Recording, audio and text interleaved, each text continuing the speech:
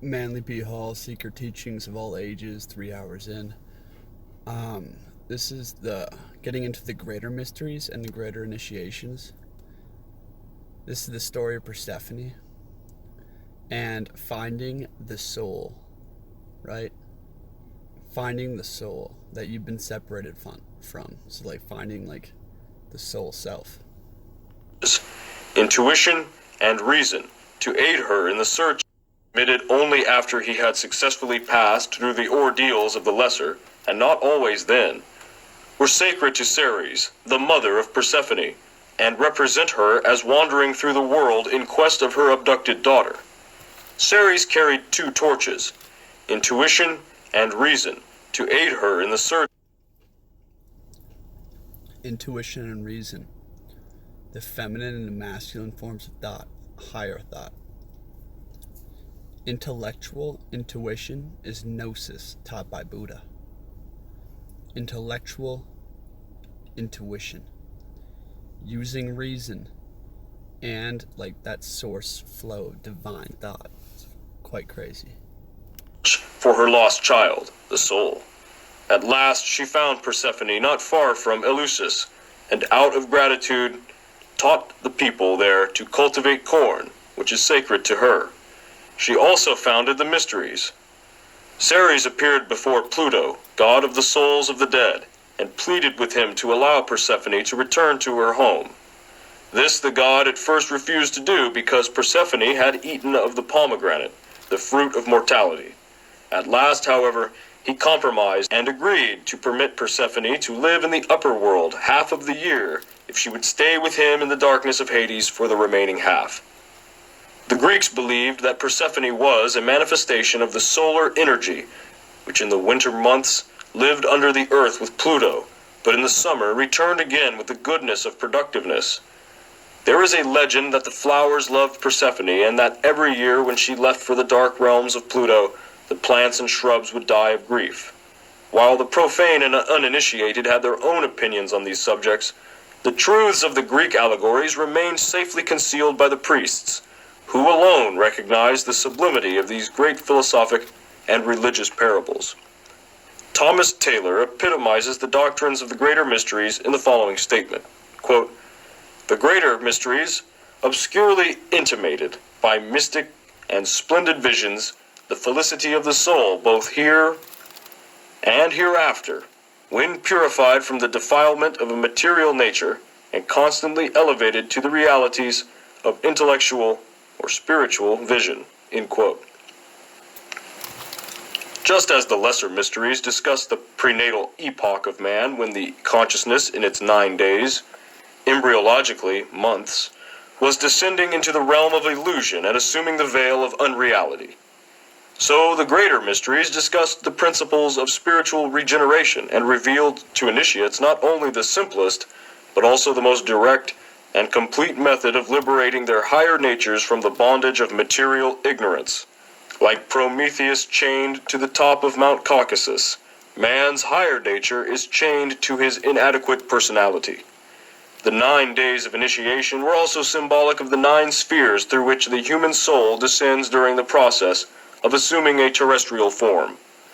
The secret exercises for spiritual unfoldment given to disciples of the higher degrees are unknown, but there is every reason to believe that they were similar to the Brahmanic mysteries, since it is known that the Eleusinian ceremonies were closed with the Sanskrit words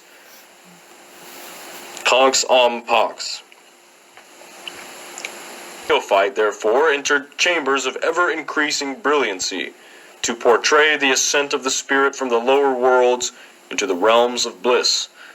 As the climax to such wanderings, he entered This is quite good. A great vaulted room, in the center of which stood a brilliantly illumined statue of the goddess Ceres.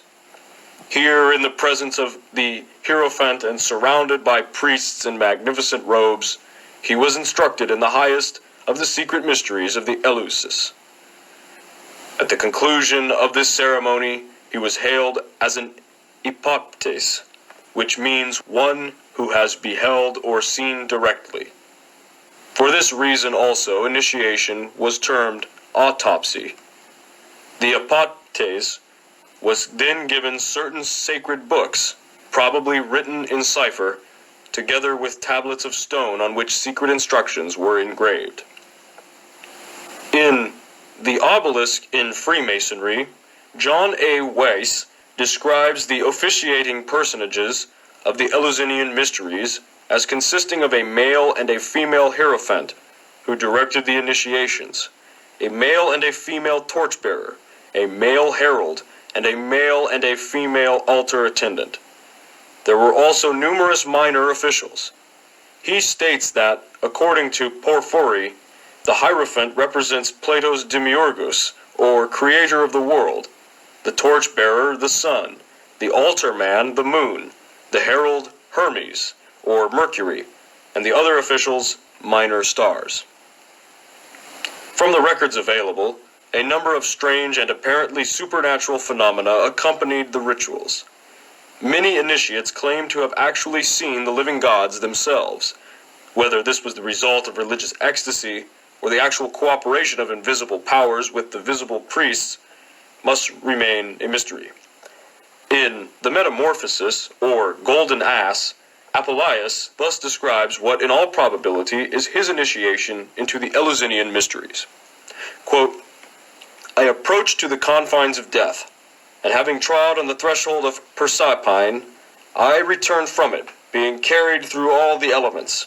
At midnight I saw the sun shining with a splendid light, and I manifestly drew near to the gods beneath, and the gods above, and proximately adored them. End quote.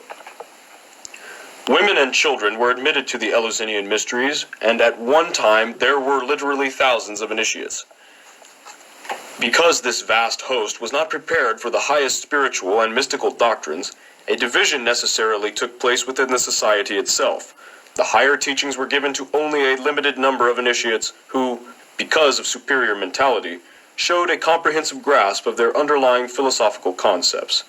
Socrates refused to be initiated into the Eleusinian mysteries, for knowing its principles without being a member of the order, he realized that membership would seal his tongue. That the mysteries of Eleusis were based upon great and eternal truths is attested by the veneration in which they were held by the great minds of the ancient world.